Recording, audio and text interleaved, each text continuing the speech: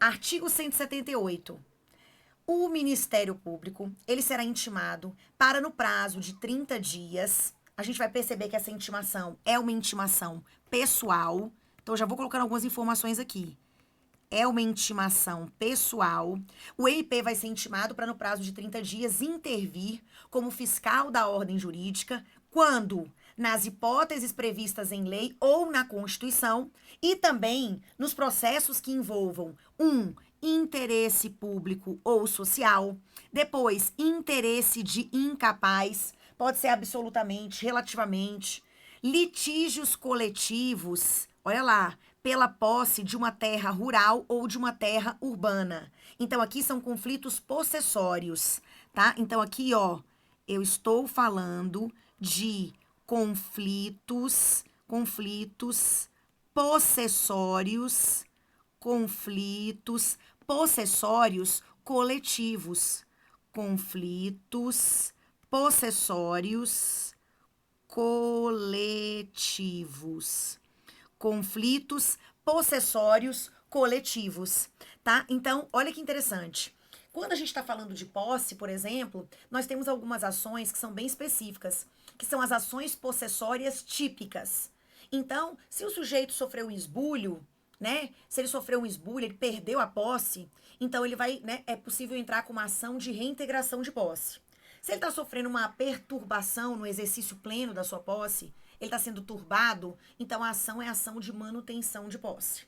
Se ele está sofrendo uma ameaça, tá? Atual, iminente, de esbulho ou de turbação, então perceba, estou no campo da ameaça, o ato ainda de violência à posse não se concretizou, então a ação cabível é o interdito possessório.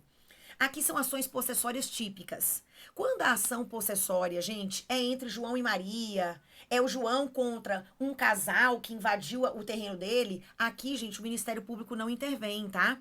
O MP, ele acaba intervindo quando, Raquel? Ele vai intervir, gente, quando? Quando se tratar de um conflito possessório coletivo, tá? Pode envolver terra rural, pode envolver terra urbana, mas tem que ser coletivo, porque aí já tem um viés de interesse social, né? Então, interesse público. Então, normalmente essas demandas que envolvem os movimentos do sem teto, do sem terra, tá? Então, quando envolve coletividade, aí sim, nessa ação, o Ministério Público, né, tem que ser intimado, tá? Para se manifestar em 30 dias, ok? Pode voltar comigo. Raquel, entendi. Esse é um dos papéis, né, do Ministério Público, exatamente, tá? Sobre essa parte, gente, dos conflitos possessórios, eu faço questão até de colocar um artigo específico, quem quiser depois tiver curiosidade para dar uma lida, que o código trata de maneira bem específica, tá? Quando o MP ele vai participar. Então pode colocar aí artigo 565. 565. Esse inciso aqui, ele deve ser lido junto com o 565, ó, 565 do CPC, ok? Artigo 565 CPC.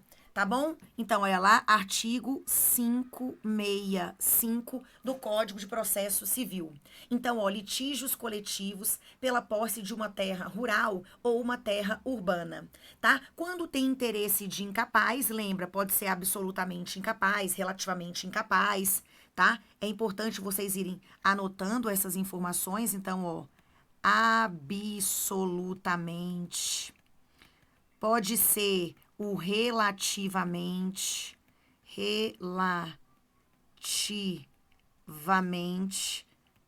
absolutamente, relativamente incapaz, ok? Gente, olha que legal. A participação da fazenda pública não configura por si só uma hipótese de intervenção do Ministério Público. Raquel, não entendi. Gente, muitas vezes a demanda, a ação, ela é proposta contra a União, é uma ação proposta contra o Estado, é uma ação proposta contra o município. Então você já se perguntou? Quando a ação é proposta contra o Estado, o Distrito Federal, o município, Raquel, aí é a fazenda pública em juízo. É. Então, o simples fato da ação envolver em um dos polos, ou ativo ou passivo, ou como autor ou como réu, a fazenda pública, isso não atrai por si só a necessidade de intervenção do Ministério Público como fiscal da ordem jurídica.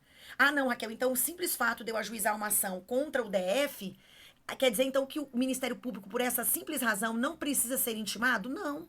Por quê, gente? O fato da Fazenda Pública estar em juízo, por si só, não atrai o quê, gente? Não atrai o quê, gente? A necessidade de intervenção do MP como fiscal da ordem jurídica. Então, eu estou destacando para vocês uma hipótese. Uma hipótese na qual o MP, ele está intervindo no processo como fiscal da ordem jurídica. Raquel, mas o Ministério Público pode ser, além de fiscal da ordem jurídica, o MP pode ser parte? Pode ser autor, pode ser réu? Pode, né? Então volta aqui comigo. Raquel, entendi. Então, aqui você tem que colocar o MP, lembra, falou no artigo 178, ele é o nosso fiscal. Antigamente, no código anterior, a gente chamava ele de fiscal da lei. Agora é fiscal o quê, gente? É o fiscal da ordem jurídica, tá? Fiscal da ordem jurídica. É o nosso fiscal da ordem jurídica. Gente, tá lindo. Então, vamos voltar aqui comigo? Ó, eu pulei mesmo, tá, gente, de propósito, para poder falar dessas prerrogativas. Só que eu vou manter as anotações. Sabe o que eu vou fazer? Vou colocar uma tela branca aqui para vocês e vou ajudar, tá? Eu vou ajudar fazendo um esqueminha. Vocês sabem que os esqueminhas são sempre o quê, gente? São sempre muito importantes. Então, ó, pode vir aqui bem devagarzinho comigo que vocês vão entender. Quando a gente fala, presta atenção, quando eu tô falando de processo, vocês sabem que o processo, ele tem uma galera envolvida, não tem?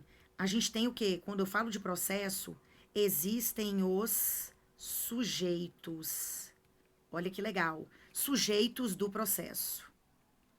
Então, quando eu falo de processo, existem os sujeitos do processo. Raquel, até aí eu tô começando a entender. Sujeitos do processo. Ok. Quem são essas pessoas? Nós temos aqui, ó, partes. Eu quero que vocês entendam primeiro, para não ter que decorar nada. Então, no meu processo, Raquel, tem autor, tem réu. Olha quem também é sujeito do processo, ó. O judge, juiz. Depois do juiz, Raquel, tem quem? Do lado das partes, tem também os seus procuradores, os advogados, ok? Tem as partes, tem os procuradores, tem o juiz, tá? O juiz não trabalha sozinho, viu, Brasil? Então, o juiz, ele tem os seus auxiliares. Então, eu tenho auxiliares da justiça. Auxiliares da justiça. Raquel, aí eu entendi. Então, ó, vamos por partes, né? Eu tenho partes, eu tenho os procuradores, eu tenho o juiz, eu tenho os auxiliares da justiça. Raquel, quem são esses auxiliares da justiça? Eu tenho o perito, eu tenho o depositário, eu tenho o escrivão ou chefe de secretaria, eu tenho os conciliadores e mediadores judiciais, eu tenho, já falei do perito, oficial de justiça, essa galera auxilia o juiz. E temos as funções essenciais. Os advogados, sejam eles particulares, como eu, ou os advogados públicos, um procurador, né, um AGU. Então, são o quê, gente? Aqui são funções essenciais à justiça. Então, vem aqui comigo. Quando eu falo, apertei demais aqui, ó, existem as funções. Eu vou até mudar aqui, ó. Funções essenciais à justiça. Posso fazer uma mudança aqui, gente? Vocês vão deixar? Ó, tô fazendo aqui um esqueminha pra gente entender onde é que a gente tá. Eu vou apagar aqui esses procuradores e vou deixar os advogados públicos e os particulares bem pertinho do outro. Então, aqui, ó, eu quero destacar agora e colocar um vermelho. Eu vou colocar aqui, ó, os procuradores.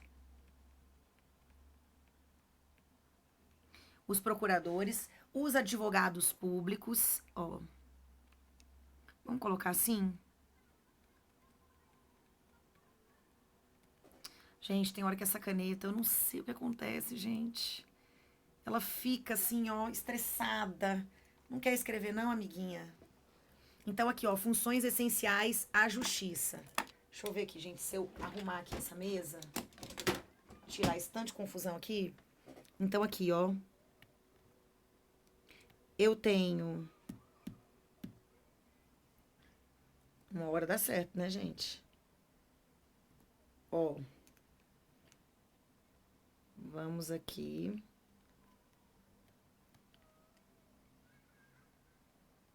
Tem aqui o advogado.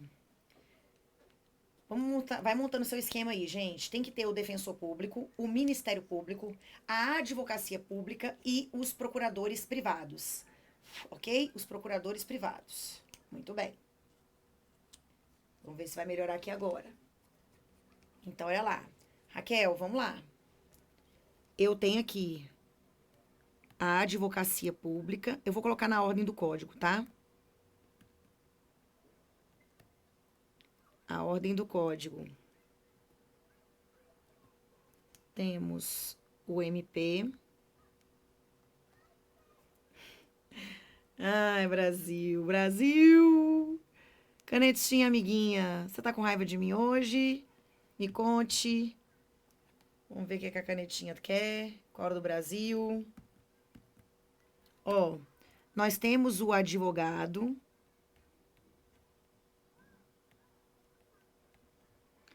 O advogado público, o Ministério Público, a Defensoria Pública e o advogado privado. Aquele que a pessoa contrata, beleza? O nosso foco é o quê, gente? Não é sujeito do processo que a gente está estudando agora? A gente está estudando esse aqui, ó.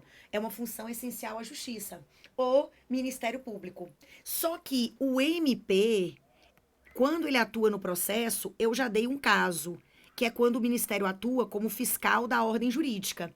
Só que vocês têm que lembrar, ó, ele pode ser fiscal da ordem. Fiscal da ordem jurídica e ele pode ser, sabe o que, gente? Percebam bem, fiscal da ordem jurídica e ele pode ser parte. Ah, Raquel, ele pode ser parte também, autor e réu. Pode. E aí, olha o que detalhe. O MP, quando ele for parte, ele pode ser. Deixa eu ver se eu consigo aqui. Ele pode ser um legitimado ordinário. MP pode ser um legitimado ordinário e ele pode ser um legitimado extraordinário. Raquel, agora me explica, né, o que é isso? Legitimado extraordinário. Olha para mim. Quando você está em juízo em nome próprio, defendendo interesses próprios, que é o normal, né? Você está em juízo em nome próprio, defendendo interesses próprios. Você é um legitimado ordinário. Repito, um legitimado ordinário. Agora, quando você está em juízo em nome próprio, defendendo interesses alheios, você é um legitimado extraordinário. E o Ministério Público ocupa muito esse papel. Só que você só pode estar em juízo em nome próprio, defendendo interesses alheios, se houver uma previsão no ordenamento jurídico. Tem que ter a previsão no ordenamento jurídico, Brasil. Tem que ter a previsão, tá? Tem que ter uma autorização, melhor dizendo, no ordenamento jurídico. Não é bagunçado. O Ministério Público, em várias situações, ele está em juízo em nome próprio da instituição, mas defendendo interesses alheios. Por exemplo, é o que acontece na ação civil pública, tutela coletiva de direitos. O MP, a matéria inclusive é simulada, tem isso no material, tá? O MP, ele pode ajuizar a ação de alimentos em prol, em benefício de criança e adolescente contra o pai, por exemplo. Então, ele tá ali em nome próprio defendendo interesses alheios. Então, ele é um substituto processual, tá? O MP faz muito isso, tá? E percebam que eu tô aqui, gente, ó, a gente tá navegando dentro do processo civil. Eu nem tô questionando o papel do Ministério Público no direito que, gente, lá no crime. Porque lá ele tem um papel, então, mais importante ainda. ele é o titular da ação penal pública, né, incondicionada. Então, são outros 500, tá? Pode voltar comigo. Raquel, eu entendi. Então, ó, você já falou que ele pode ser legitimado extraordinário, então vai aparecer o Ministério Público como sendo um substituto processual. Tá lindo. Quando o MP está em juízo em nome próprio, defendendo interesses alheios, então ele é um substituto processual. Tudo bem? Isso é muito comum. Então lembra, o Ministério Público pode ser parte, ele pode ser fiscal da ordem jurídica.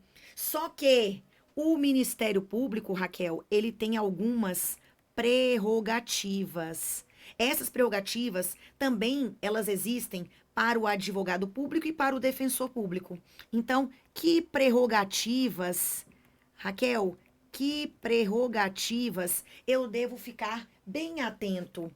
Aqui, ó, eu vou destacar para vocês duas. Vamos ver se eu consigo mudar aqui a cor da caneta. Vamos colocar em azulzinho. Ó, quais são essas prerrogativas que eu quero destacar com vocês? O Ministério Público tem direito à intimação pessoal. Opa, o MP tem direito à intimação pessoal e ele tem direito também a prazo em dobro para todas as suas manifestações, prazo em dobro, exceto quando a própria lei prevê um prazo próprio, tá? Então lembra, eu acabei de mostrar para vocês o artigo 178. Ele fala quando o Ministério Público vai intervir no processo como fiscal. Quando houver interesse público ou social, interesse de incapaz e conflitos possessórios envolvendo área urbana ou rural, coletivos. Conflitos possessórios coletivos. Raquel, tudo bem. Só que aí lá fala que o Ministério Público vai ser intimado para se manifestar em 30 dias. Aquele prazo ali não é dobrado, não. Aquele prazo é um prazo próprio, tá? Agora, quando, por exemplo, a questão está falando de recurso, qual é o prazo do recurso para o Ministério Público? Em dobro. Ah, se fosse para contestar, em dobro. Por quê? Porque lá ele vai prever um prazo padrão e você faz a dobra. Agora, tem algumas situações que a própria legislação, ela diz assim, ó, o MP tem esse prazo aqui. Então, se eu já estabeleci um prazo próprio, respeita ele. Não faz a dobra, não. A dobra é para prazos gerais. Contestar, recorrer, tá bom? Vem comigo. Raquel, entendi. Então, vamos evoluir um pouquinho? Olha o que eu falei aqui, gente. Prerrogativas do MP. Nos casos de intervenção como fiscal, aqui ele tá falando de fiscal ainda, tá? É a continuação. Nós já falamos do 178, né? Que ele vai atuar como fiscal da ordem jurídica. Ó, Raquel, a gente já viu. Fiscal da ordem. Fiscal da ordem jurídica. Então, a gente já viu essa parte, que ele vai atuar como fiscal da ordem jurídica. Nos casos de intervenção como fiscal, o MP, ele terá vista dos autos depois das partes, sendo intimado de todos os atos do processo. Ele, quando for fiscal da ordem jurídica, ele pode produzir provas, tá? Ele pode, o MP. Ele pode requerer medidas processuais pertinentes e ele também pode o quê? Recorrer. Quando o MP é fiscal, ele pode recorrer? Pode. Aí, olha aqui, ó, prazo diferenciado.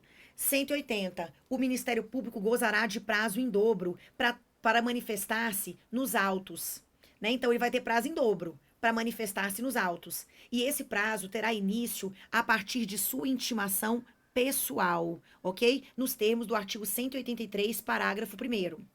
Fim do prazo para manifestação do MP sem o oferecimento de parecer. Então, ó, Raquel, acabou o prazo. A gente intimou o MP.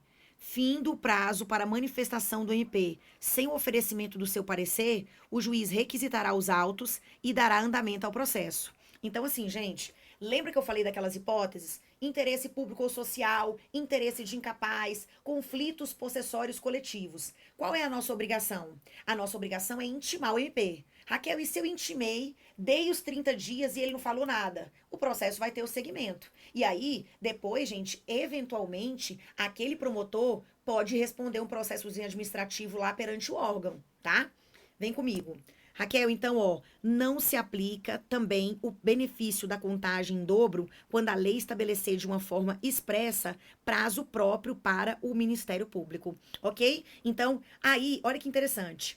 Coisinhas que eu quero falar com vocês. O que, Raquel? Olha aqui, ó, voltei demais. Quando você fala que o Ministério Público tem direito à intimação pessoal, o que seria, Raquel, uma intimação pessoal? Porque não adianta, né? Você decorar que ele tem direito à intimação pessoal e você não sabe o que é uma intimação pessoal. Intimação pessoal é aquela intimação que vai ocorrer ou por meio de carga dos autos, ou remessa dos autos, ou remessa, ou meio eletrônico. Carga, remessa ou meio eletrônico. Gente, eu vou explicar para vocês.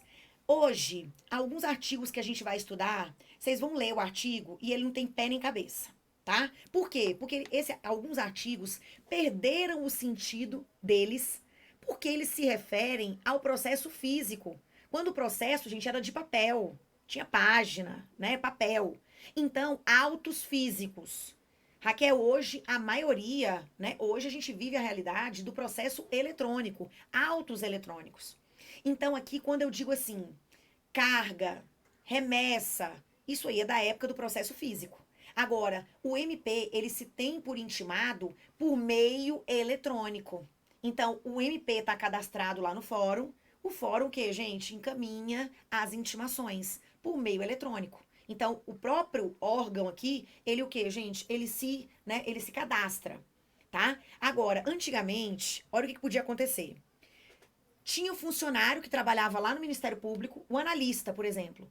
O analista saía. Vocês já perceberam que o prédio do MP é sempre muito perto do fórum? Tem uns que ficam praticamente, né, quase que dentro um do outro. Então, o servidor sai lá da instalação do MP, o servidor do MP, vai lá no fórum e diz assim: Oi, eu tô aqui na vara de família. Eu vim pegar os processos que estão com prazo pro MP. Então eu vim fazer carga. Eu vim retirar o processo em carga. Tudo bem? Ah, tudo bem, a gente já teve aqui, ó, já fizemos até a pilha de processos. Toma. Então aí, o que houve aí? Uma carga. Eu fiz carga do processo. Então o que? Houve a intimação. Agora, às vezes, a própria vara de família, ela fazia o malote, ó, esses 10 processos aqui tem que ir para o Ministério Público. E aí o que, gente? O servidor do TJ, do tribunal, ele ia lá no prédio do MP entregar, fazer a remessa dos autos. E aí, a partir da entrega lá, começava o prazo. Entenderam? Só que hoje isso não, né, gente? Isso não acontece. Porque hoje a realidade é do processo eletrônico. Então, quando eu falo assim, o MP tem direito à intimação pessoal, que raio de intimação pessoal é essa? Ou é cargo, ou é remessa, ou meio eletrônico. A gente acaba ficando com o meio eletrônico. Tudo bem? Então, volta. Raquel, eu captei isso aí. Então, aqui, ó, eu já anotei. Opa. A minha intimação pessoal, ela se dá por carga, remessa ou meio eletrônico. Lembra, o meio eletrônico, ele é o que mais está consentâneo, de acordo com a nossa realidade atual, do chamado PJE, do Processo Judicial Eletrônico. Tudo bem? Raquel, até aí eu tô entendendo. Então, aqui, uma coisa importante. Lembra que eu acabei de falar que o Ministério Público pode ser parte, o Ministério Público pode ser fiscal da ordem jurídica, mas que a nossa obrigação, quando ele é fiscal, é convocar, gente. Tem que intimar. Raquel, se ele vai dar o parecer dele ou não, o problema é interno. Eu tenho minha obrigação é de intimar. E se a gente esquecer? Tá? Você não pediu a intimação? O juiz esqueceu, todo mundo esqueceu. Aquele processo tem incapaz no meio, envolvido. Tinha que ter a intimação do MP, não teve. Isso gera o que para o processo? Raquel, isso gera uma nulidade. Sim. Mas aí, gente, você vai anular tudo? Ou você vai anular os atos que foram praticados depois do momento em que o MP deveria ser intimado e não foi? O que vocês acham? Ah, se o MP não participou, Raquel, acho que anula tudo. Não, gente. E o princípio da conservação dos atos praticados? Então, vem comigo, eu coloquei um plus. Olha o plus aqui, ó. É nulo o processo quando o membro do MP não for intimado a acompanhar o feito em que ele deveria ter, né? Ele deveria, mas ninguém chamou. Quais são Gente, Raquel, quais são as situações em que ele deveria intervir? Adivinha? O 178. Se o processo estiver tramitado sem o conhecimento do membro, o juiz invalidará os atos praticados a partir do momento em que ele deveria ter sido intimado. E não foi. Agora, a nulidade, ela só pode ser decretada após a intimação do MP, ou seja, ele não tinha sido intimado. Vamos intimar. E ele, MP, se manifestará sobre a existência ou a inexistência de prejuízo. Então, o MP vai se manifestar sobre a existência ou a inexistência de prejuízo, tá? Esse tópico é importante das nulidades processuais, porque a ideia é essa. Eu só vou invalidar a partir do momento em que ele deveria ter intervido e não interviu, mas também é preciso saber se houve prejuízo, porque se não teve prejuízo, por exemplo, o incapaz, para quem você vai repraticar?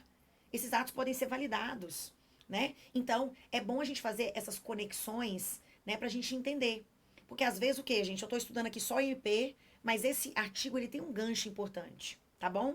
Pode voltar comigo. Raquel, eu entendi. Então aqui, gente, começamos aqui, tá? Falando dessas prerrogativas, falando do MP e vamos fazer questão? Olha essa aqui, ó. Daqui a pouco eu entro aqui, tá? Eu quero fazer uma questão. Vamos ver se vocês estão atentos. Em meio ao transcurso de determinada ação coletiva, eu já sei que é uma ação coletiva, Raquel. Então, vamos embora. Em meio ao transcurso de uma ação coletiva visando a reparação de danos ambientais, autor e réu já apresentaram suas respectivas manifestações tempestivamente no processo. Então, é uma ação coletiva. O autor e o réu já falaram, autor e réu. Pouco antes, olha aqui, pouco antes da suspensão temporária dos prazos em virtude de um recesso forense, o MP, ele é intimado a intervir na demanda.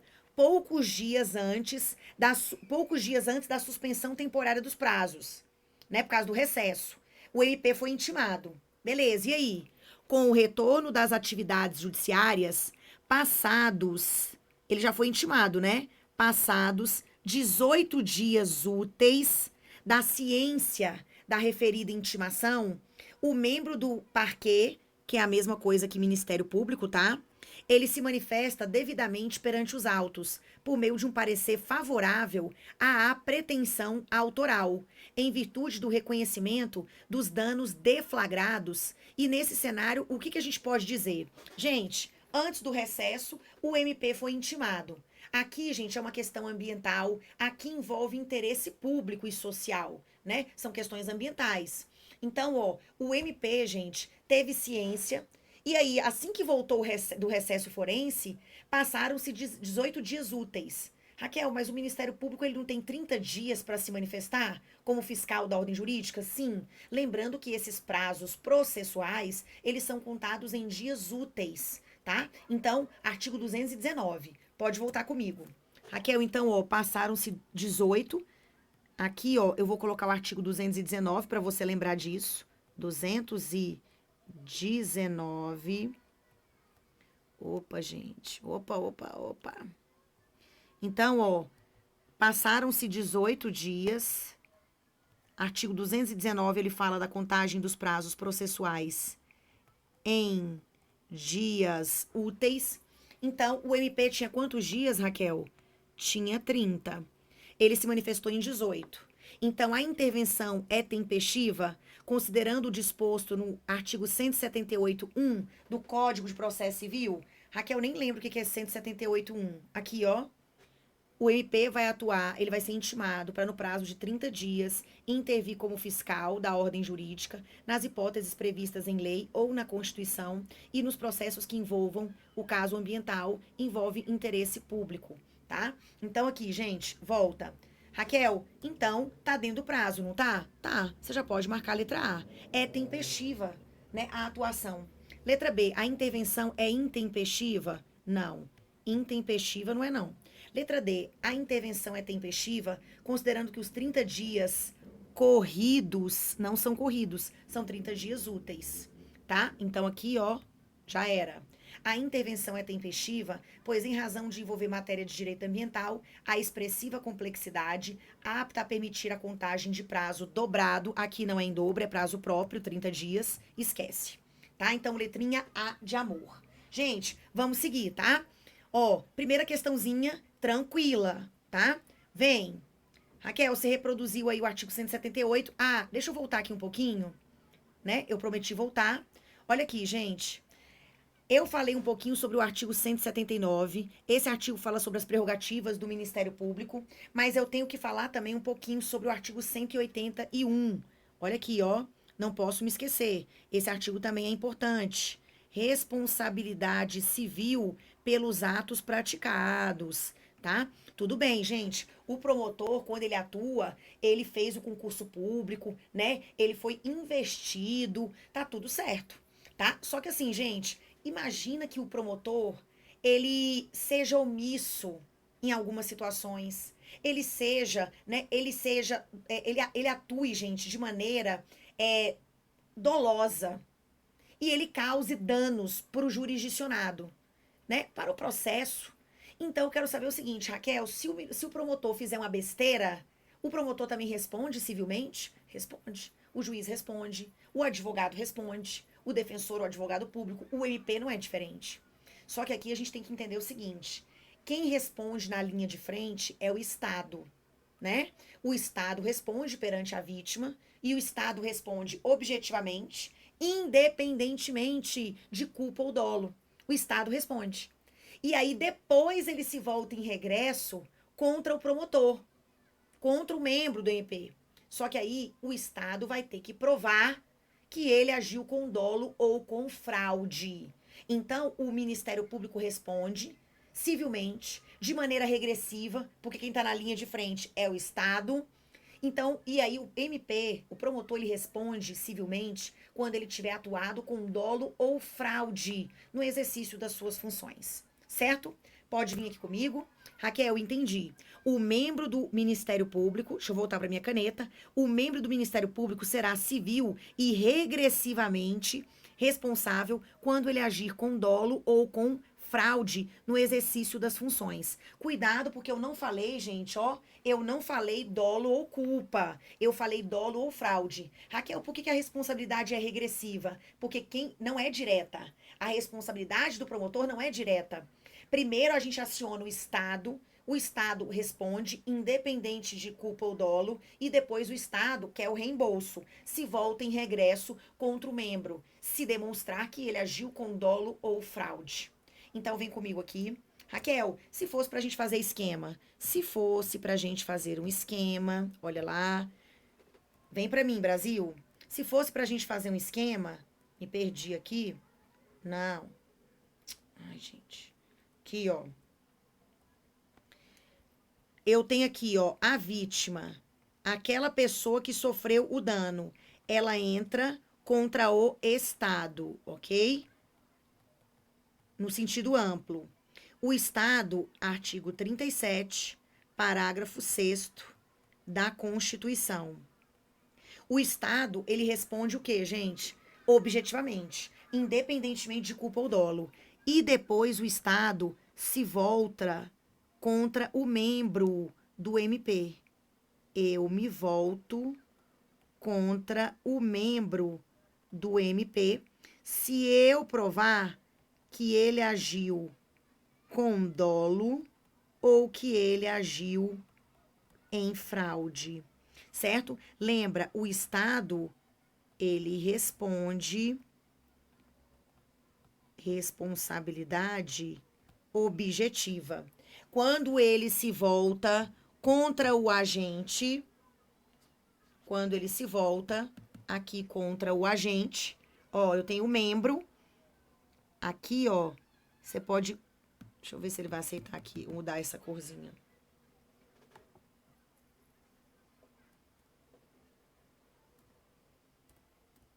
Cadê? Aqui, ó, É o regresso. Ok. Raquel, o que mais que você tem a dizer pra gente sobre o Ministério Público? Outra coisa, eu já falei que ele tem algumas prerrogativas, eu já falei que ele pode ser parte ou fiscal da ordem jurídica, eu já mostrei o que acontece se ele tem que ser intimado e ele não é, né? E eu tenho que mostrar pra vocês também que o Ministério Público, ele tem que atuar, o promotor, ele tem que atuar de maneira imparcial. Gente, o promotor, ele não pode atuar no processo que tem parte, por exemplo, tá?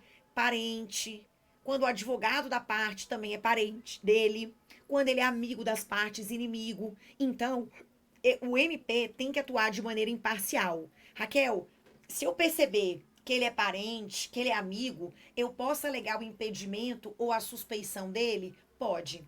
Né? Você vai fazer isso por meio de uma petição própria e o juiz da causa é que vai analisar se ele é impedido ou suspeito. Ele vai ter o promotor 15 dias para se manifestar em contraditório e o juiz vai decidir a respeito disso, tá? Se ele, gente, for impedido ou suspeito, os autos vão para outro promotor, que não seja ele, tá? Então aqui é um incidente de impedimento, de suspeição. Ele é julgado pelo juiz da causa e não implica na suspensão do processo. É simples, tá? Pode voltar comigo. Raquel, quero lembrar onde é que tá isso.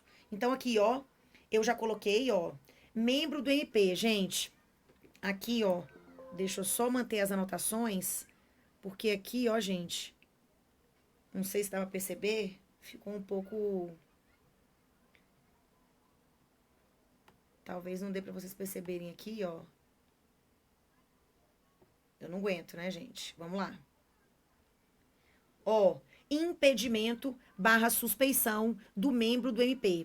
Então, aplicam-se os motivos de impedimento e de suspeição. Normalmente, a gente estuda impedimento e suspeição em relação ao juiz. Mas esses mesmos motivos que se aplicam para o juiz também se aplicam para o membro do Ministério Público e também para os auxiliares da Justiça, por exemplo, o oficial de justiça, o perito, o conciliador e mediador judicial e também aos demais sujeitos imparciais do processo, tá? Então, Raquel, ele tem que ser, né, imparcial. Sim, o MP, ele tem que atuar de maneira imparcial,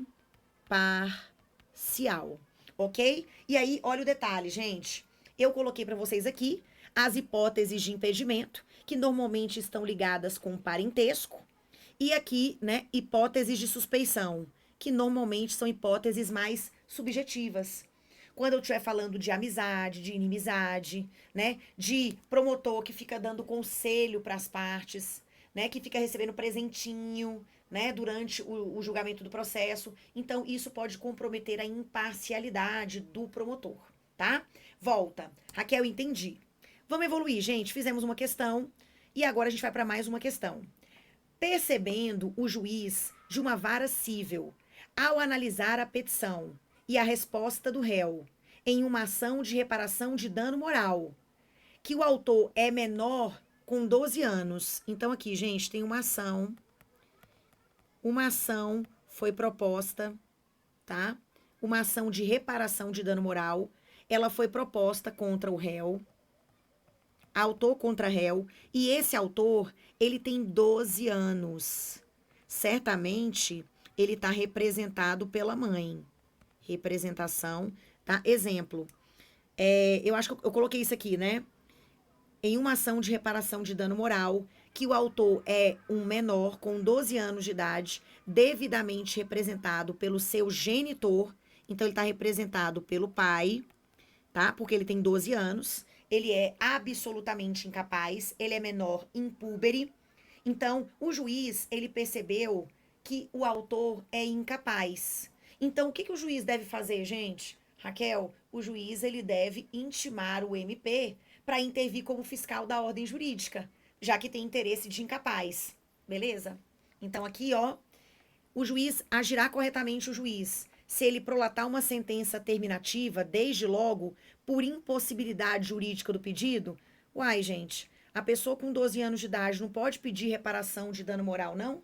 Se tiver, por exemplo, a violação de um direito da personalidade, pode sim. Então não tem nada a ver com esse negócio de impossibilidade jurídica do pedido. Letra B. Intimar o MP para, no prazo de 30 dias, intervir como fiscal da ordem jurídica.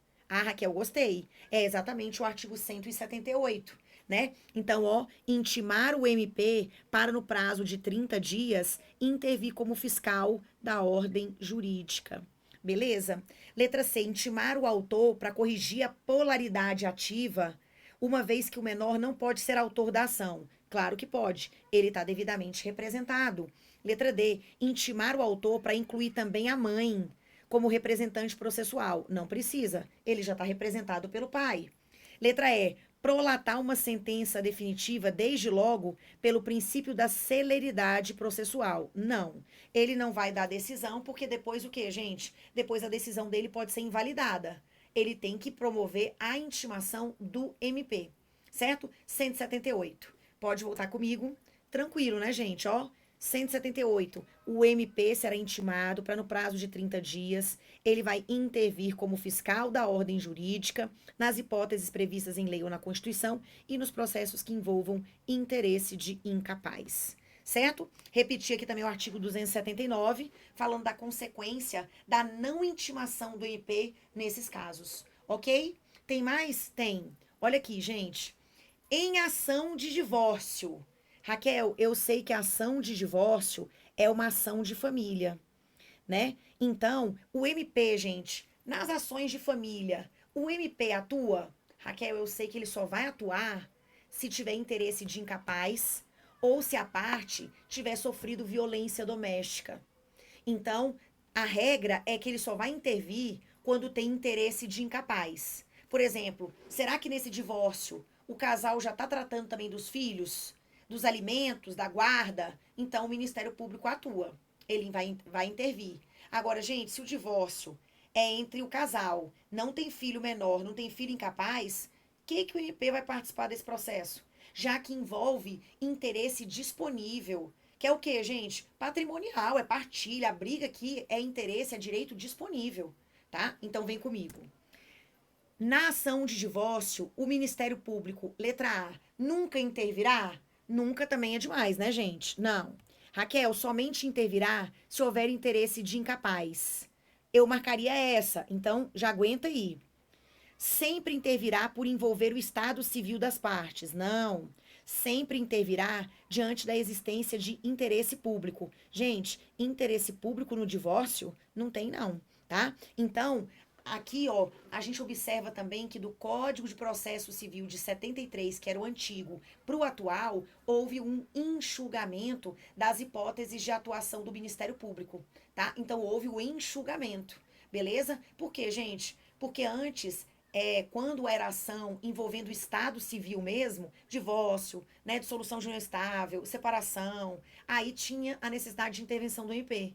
Então, eles entenderam que como o MP, gente, ele tem um acúmulo de funções, seria interessante no processo civil a gente tentar dar uma reduzida, tá? Pode voltar para mim. Raquel, eu tô super entendendo, então vem cá. Eu coloquei um artigo que é o nosso plus, é o mais, tá? Artigo 698.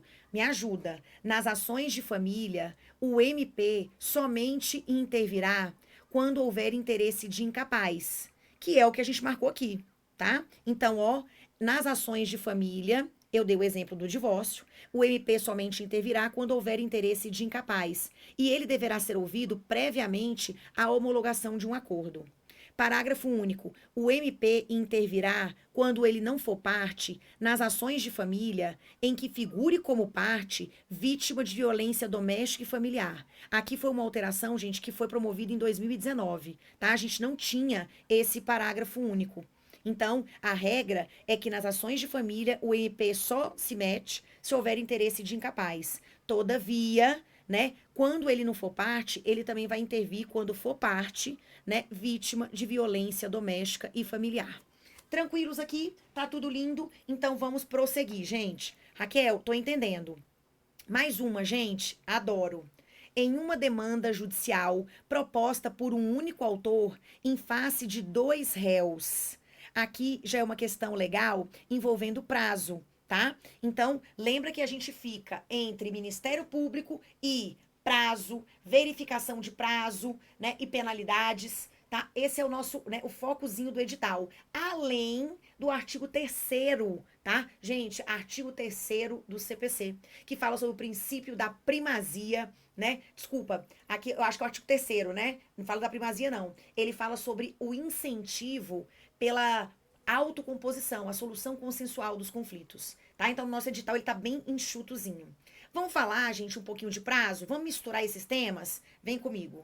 Raquel, me ajuda. Aqui é uma demanda judicial proposta por um único autor. Então, tá aqui, ó. Deixa eu descer aqui. Eu tenho aqui de um lado, ó, o autor tá aqui. E o autor, ele propôs a ação em face de dois réus. Existe o réu 1 e existe o réu 2. Se são dois réus, é um litisconsórcio. Se tem, gente, dois ou mais autores e ou dois ou mais réus, é um litisconsórcio. Nesse caso, como são dois réus, é um litisconsórcio passivo comum. Beleza. Apenas um deles ofereceu contestação. Então, aqui, ó, esse aqui contestou. O primeiro réu, quando foi chamado, apresentou a sua contestação. Não obstante ter o revel constituído procurador diferente e de outro escritório. Esse réu aqui, gente, ele foi revel. Raquel, por que que é revel? Revel é quando não apresenta contestação. Então, ele não apresentou, mas o outro apresentou. Apresentou por meio do advogado, advogado A. Esse aqui constituiu um advogado, que é o advogado B. E eles são de escritórios diferentes. Eles são de escritórios diferentes, tá? Só que o que acontece, gente? Um deles contestou, o outro não, tá? Embora esteja com advogado e tudo. Só que olha o detalhe mais importante dessa questão. Tratando-se de autos eletrônicos, gente, falou de autos eletrônicos, lembra, a regra é quando você tem dois réus com advogado diferente, de escritório diferente, o prazo para esses réus é contado em dobro para todas as manifestações, tá? Só que isso se o processo for físico.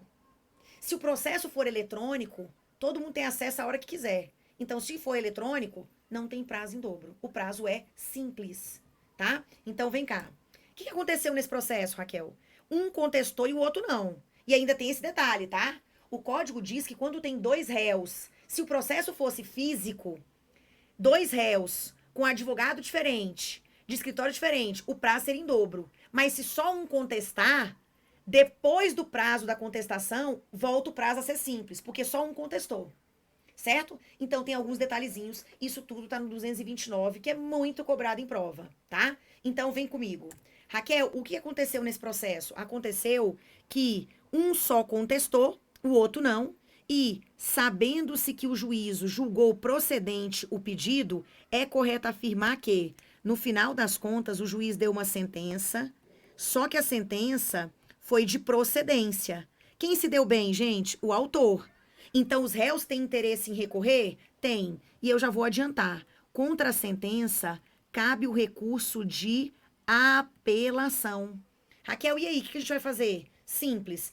Como o processo os autos são eletrônicos, vocês já sabem que a gente vai contar o prazo o quê, gente? O prazo conta de maneira simples. Isso aqui, ó, sempre você tem que colocar um destaque no enunciado quando você estiver fazendo a sua prova, tá? Para você lembrar desse detalhe. Quando for eletrônico, nesse caso dos litisconsortes, volta a ser simples o prazo. Será contado em dobro?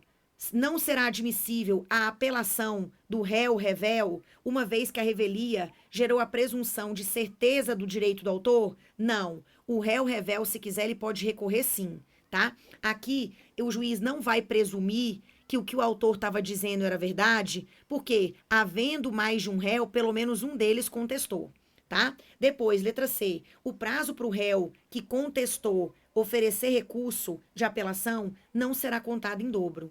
Então, o advogado do réu que contestou tem quantos dias para apelar? Prazo normal. prazo de 15 dias. Raquel, já vou marcar a letra C.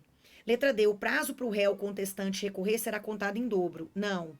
O prazo para o autor recorrer será contado em dobro caso entenda existir interesse. Claro que não, né, gente? Primeiro que ele não tem interesse, ele ganhou. Segundo, se fosse para recorrer, o prazo do autor também era simples.